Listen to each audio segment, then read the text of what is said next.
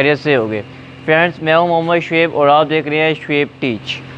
आज का मेरा टॉपिक है कि लोग आपकी बात कब मानते हैं, आपको कब सुनते हैं, आपकी तरफ कब माइल होते हैं।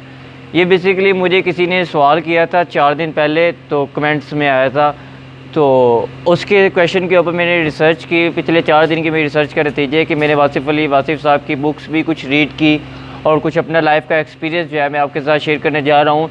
मैंने पहले सोचा कि मैं उसको पर्सनली जो है उस सवाल का जवाब दे दूँ, लेकिन फिर सोचा कि इसमें वीडियो में क्रिएट करता हूँ ताकि आप सबके नॉलेज में भी इजाफा हो और आपको पता चले कि आप लोगों को अपनी तरफ कब कन्विंस कर सकते हैं। ठीक है, तो बेसिकली मैं आपको पहले ये बता दूं कि कन्विंस करना कितना ज़रूरी होता है। ये फ़न, ये ताकत, ये क़ुव्वत, ये इल्म इंसान के अंदर होना कितना ज़रूरी है। अगर तो एक टीचर है, उसको अपने स्टूडेंट्स को माइल करना आना चाहिए, उसको अपने स्टूडेंट्स को कन्विंस करना आना चाहिए। अगर एक टीचर है, तमाम स्टूडेंट्स की जो है ख्वाहिशात या उनकी उम्मीदें होती है वो अपने टीचर्स के ऊपर होती है, अपने सर के ऊपर होती है। अगर तो सर अपने स्टूडेंट्स को अपनी तरफ कन्विंस कर सकता है तो फिर वो कामयाब है। अदरवाइज़ अगर वो अपने स्टूडेंट्स को अपनी तरफ कन्विंस नहीं कर सकता, अपनी तरफ माइल नहीं कर सकता, अपनी बात मनवा नहीं सकता, तो वो नाकाम है। ठीक है, तो इसी तरह अगर आप साइकोलॉजिस्ट हैं तो उसके लिए ये बहुत ज़रूरी है, उनको कन्विंस करना लोगों को आना चाहिए। वो उसकी वजह यह है कि जितने भी साइकोलॉजिस्ट हमारे यहाँ पे प्रॉब्लम्स है या इश्यूज़ है, ये जाके साइकोलॉजिस्ट से जब बात करते हैं, वो अपने टूटे दिल या जो भी इमोशनली उनकी प्रॉब्लम्स होती हैं वो साइकोलॉजिस्ट से उनका मशवरा लेते हैं। तो क्या होता है, साइकोलॉजिस्ट को अगर मनाना ना आए, अगर साइकोलॉजिस्ट को लोगों को कन्विंस करना ना आए, तो उस साइकोलॉजिस्ट का होने का कोई फ़ायदा नहीं है। उसकी वजह यह है कि उसके पास कोई जाएगा ही नहीं, कि उसको कन्विंस करना नहीं आता। ठीक है, तो तीसरे नंबर पे अगर हम डॉक्टर हज़रात हैं तो उनको कन्विंस करने का वो जो है ये तरीका आना चाहिए। उसकी वजह यह है कि जो हमारे माशरे में हो रहा है कि जो हम एक डॉक्टर पकड़ा हुआ है, उस सिलेक्टेड डॉक्टर के पास जाते हैं चूँकि हमें उस पर यकीन होता है कि इसने हमें कन्विंस कर चुका है ये। ठीक है, एमरजेंसी की सूरत में अगर किसी के पास चला भी जाए, किसी और डॉक्टर के पास, वो हमें कन्विंस नहीं करता तो हम उसके पास नहीं जाते।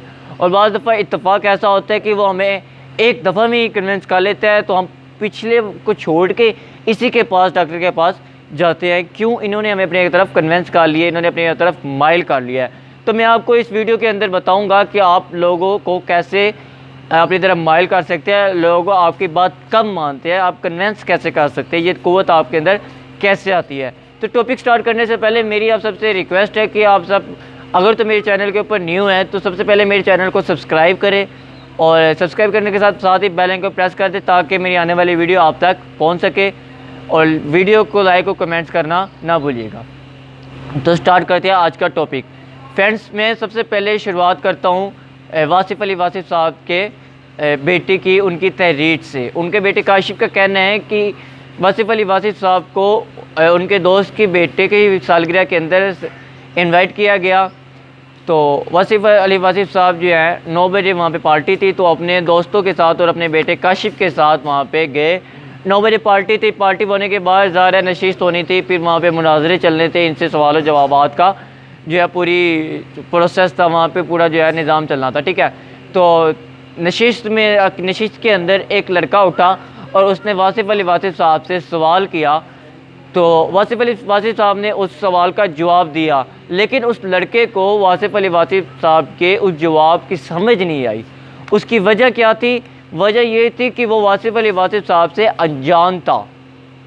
ठीक है, मतलब उनको नहीं पता था। अब सच कीजिएगा कि वासिफ़ साहब एक बहुत बड़े मुअज़्ज़ज़ इकराम, बहुत बड़े जो है औलिया के अंदर उनका शुमार होता है। वो बहुत बड़े आलिम थे। उनके मतलब जो है एक सूफ़ी अगर कहा जाए तो गलत ना होगा, तो अगर उनको सूफ़ी कहा जाए तो गलत ना होगा, लेकिन वो लड़का जो है वो उनसे नावाकिफ़ था। तो उसने क्या किया, वही सवाल दोबारा से क्वेश्चन मार्क लगाकर वासिफ़ साहब से दोबारा से वही सवाल किया। अब वासिफ़ साहब क्या करते हैं, उसका सवाल का जवाब दोबारा से देते हैं, लेकिन इनका बेटा जो काशिफ इनके साथ आया था, उनको बहुत गुस्सा होता है, इरिटेशन बनते हैं कि इसने एक ही सवाल मुझसे, मेरे बाबा से 2 दफ़ा क्यों किया। अब लड़के को तीसरी दफ़ा भी सवाल के जवाब की समझ नहीं आती। वो क्या कहता है, तीसरी दफ़ा फिर से वही सवाल क्वेश्चन मार्क लगा के काट के सवाल को दोबारा से वासिफ़ साहब के आगे पेश करता है, और वासिफ़ साहब दोबारा से उसके सवाल का जवाब देते हैं, लेकिन इस दफ़ा भी उसको समझ नहीं आती। लड़का अब इस दफ़ा क्या करता है, दोबारा सवाल तो नहीं करता, मुंह बनाकर आराम से बैठ जाता है उसके जो है तासुरात से साफ ज़ाहिर हो रहा है कि उसको सवाल की समझ नहीं आई।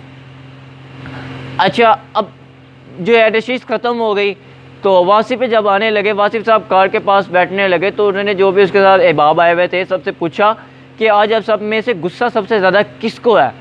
तो उन्हीं का भी साहबज़ादा काशिफ़ कहने लगा कि मुझे सबसे ज़्यादा गुस्सा आया। तो वासिफ़ साहब पूछते कि तुम्हें क्यों गुस्सा आया आज। तो वो कहते कि एक लड़का आपसे एक ही सवाल 3 दफ़ा पूछ रहा है और उसको फिर भी समझ नहीं आ रही, क्यों? क्या उसका नॉलेज इतना मीनिंगलेस है, इतना वो जो है अपनी तरफ से जाहिल है कि उसको एक सवाल उसको 3 दफ़ा जवाब दिया जा रहा है, उसको फिर भी समझ नहीं आ रही। अब मुझे एक्सप्लेन कर सकते हैं कि ये क्यों उसको समझ नहीं आ रही?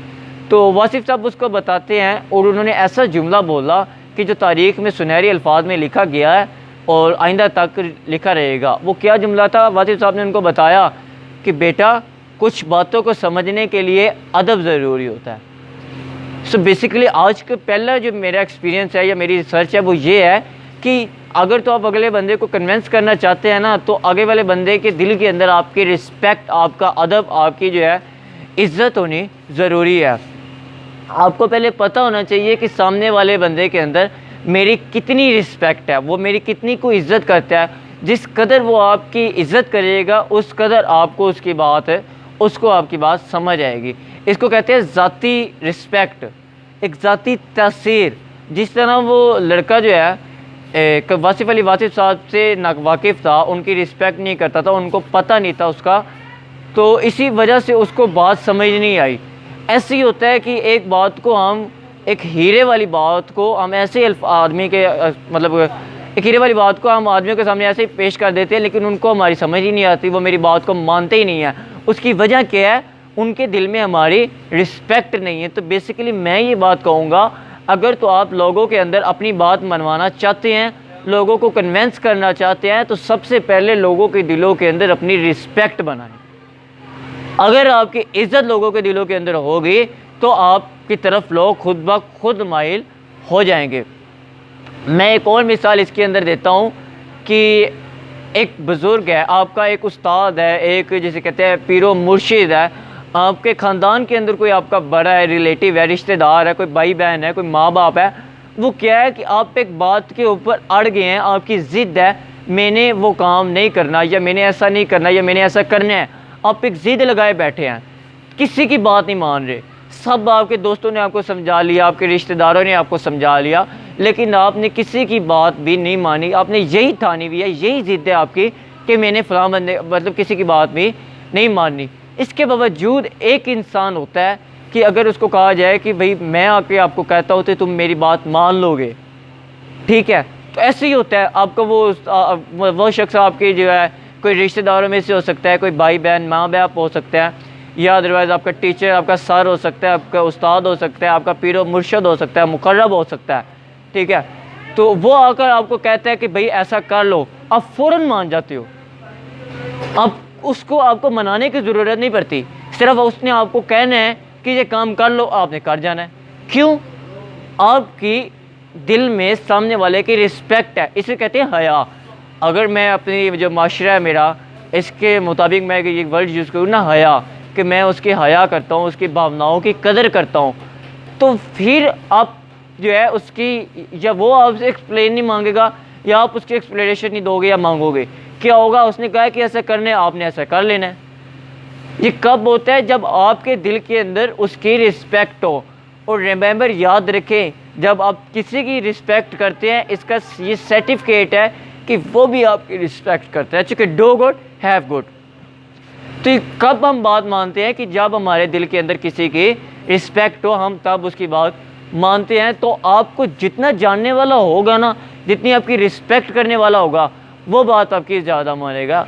एग्जाम्पल नंबर 3, एक डॉक्टर होता है, आप एक डॉक्टर के ऊपर जो है उसी के ऊपर जाते हैं, मतलब उसी के पास जाते हैं, और किसी डॉक्टर के पास नहीं जाते। क्यों? आपको पता है कि वही मेरी सेहत का राज है। वही हम एक डॉक्टर के पास सिर्फ दवाई नहीं लेते, उससे हम क्या करते हैं? एडवाइस भी लेते हैं, नसीहत भी लेते हैं। क्या उसने हमें शिफा देनी है? नहीं, लेकिन एक यकीन बन जाता है, एक कुर्ब बन जाता है उसके साथ, एक तासीर उसकी आ जाती है। यूँ कह लें कि उसकी रिस्पेक्ट अपने दिल के अंदर जो है इज़्ज़त बन जाती है इतनी कि हमारी जो है वो बात हम उसकी बात ज़रूरी लगने लगती है। क्यों? हमारे दिल में उसके लिए रिस्पेक्ट होती है। एग्ज़ाम्पल नंबर मैं आपको 4 देता हूँ। इलामा मोहम्मद इकबाल साहिब जो हैं, उनके जो ग़ुलाम थे अली बख्श, हम उसकी बात को बहुत गौर से सुनते हैं। बाज़ लोग तो अली बख्श को भी वली समझते हैं। उसकी वजह क्या थी कि इसने एक बहुत बड़े मुकर्रब इंसान की, एक अल्लाह के वली इलामा मोहम्मद इकबाल की खिदमत की हुई है, उसकी जो है ज़िंदगी गुजारी हुई है, तो हम इस बाज़ लोग इसको भी वली कहते हैं। क्या होता है कि हम इसकी ज़िंदगी का मुताला करते हैं। बाज़ लोगों ने अली बख्श के ऊपर लिखा हुआ है, क्यों कि ये उनके इलामा मोहम्मद इकबाल के करीब था, तो ये उनकी रिस्पेक्ट जानता था और हमें उनका अंदाज़ा इस इंसान से हो सकता है, अली बख्श से। मिसाल के तौर पे मैं कहता हूँ कि वो जब शेर कहना होता था, जब उन्होंने शेर लिखना होता था, तो वो अली बख्श को कहते थे कि जाओ कापी पेंसिल लेके आओ, कागज़ लेके आओ, मार्कर लेके आओ, कलम लेके आओ। इस तरह के अल्फाज कह के उनको बुलाते थे। तो ये हमें वो किस अंदाज में बयान करते थे, ये हमें अली बख्श बता सकता है। तो ये हमें सिर्फ अली बख्श ही बता सकता था।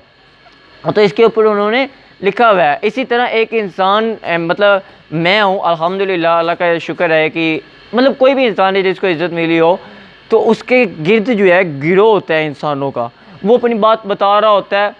जो करीब वाले लोग होते हैं वो उनको बहुत करीब से जानते हैं, जो उससे थोड़ा सा दूर होते हैं उन्होंने सिर्फ सेशन जो है उनके लिए होते हैं। अब मेरे सेशन होते हैं तो लोगों ने सिर्फ मेरे सेशन लिए हुए हैं, तो एक यहाँ भी रिलेटिव होता है। जो सबसे आखिर में होते हैं, उन्होंने क्या किया हुआ होता है, उस टीचर के सिर्फ बुक्स पढ़ी हुई होती है, उनकी आज कभी वीडियो देखी होती है बस, और उसका कोई रिलेटिव नहीं है। इसी वजह से वो ज़रा दूर है। तो जितना करीब इंसान होगा वो आपकी बात को मानेगा, आपकी बात एक्सप्लेन कर सकते हैं कि ये इंसान ये कहना चाह रहा है। इसके लिए आपको लोगों के दिलों के अंदर इज़्ज़त बर्पा करनी होगी। मेरा आज का यही मैसेज है कि इज़्ज़त जो है ना, वो जितनी आपकी होगी इतनी आपकी बात मानी जाएगी। हाँ, मैं बाकी बातों से इनकार नहीं करता जो मैंने रिसर्च की और मुझे इसके दौरान मिली, कि आपके पास इल्म बहुत होना चाहिए, आपकी तासीर अच्छी होनी चाहिए, आपकी तासीर के अलावा इल्म होना चाहिए, आपका मुतालिया बहुत होना चाहिए, आपको जो है PR स्किल आपके अंदर बहुत ज़्यादा होनी चाहिए, ताकि पब्लिक रिलेशन जो है स्किल आपके अंदर हो, ताकि आपके अंदर हो। लेकिन मैं बात को इसको मानता हूँ कि ये होनी चाहिए, लेकिन अगर मैं अपना एक्सपीरियंस अब दूँ ना आपको, तो यही है कि आपको रिस्पेक्ट होनी चाहिए। जितनी ज़्यादा रिस्पेक्ट होगी इतनी ज़्यादा जो है आपकी बात मानी जाएगी। तो उम्मीद करता हूँ मेरी बात आपको समझ आ गई होगी, और दुआ करता हूँ अल्लाह ये बात मेरे और आपके दिल में उतार दे। मज़ीद ऐसी वीडियो देखने के लिए मेरे चैनल के साथ रहिएगा। मिलते हैं अगली वीडियो में, तब तक के लिए अल्लाह हाफिज़। मोहम्मद शुएब टीच।